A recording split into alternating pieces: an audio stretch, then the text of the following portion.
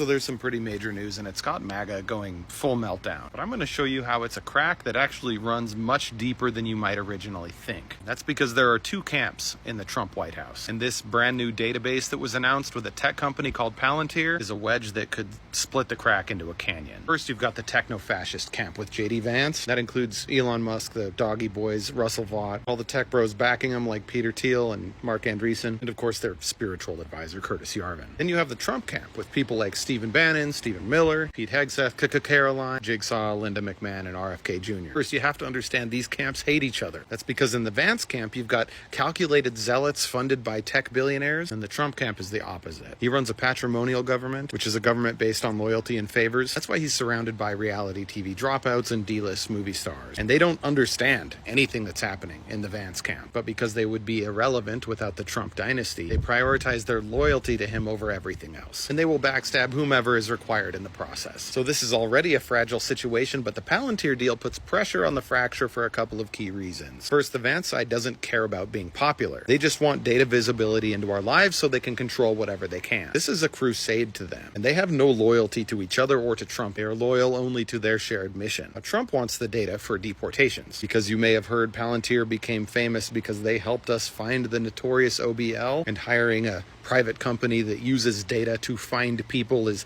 exactly on brand for Trump. But with everything else, it's honestly the opposite for Trump. He is not a principled or efficient person, and he cares more about loyalty to him than any mission. His only priority as a president is to look powerful, which means flashy, extravagant bullshit like military parades and gold statues. Now, this is the important part.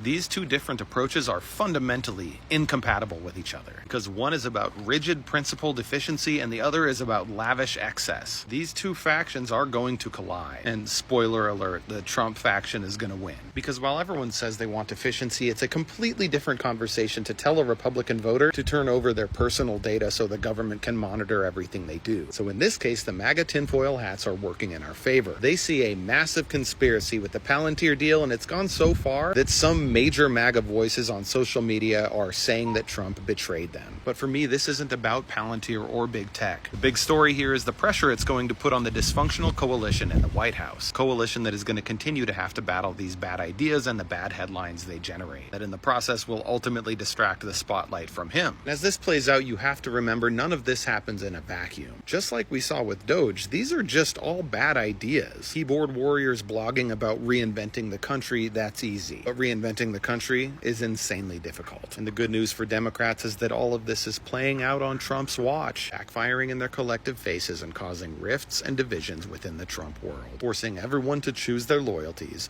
and reminding us for the billionth time why we don't elect Republicans to do Democrats' jobs.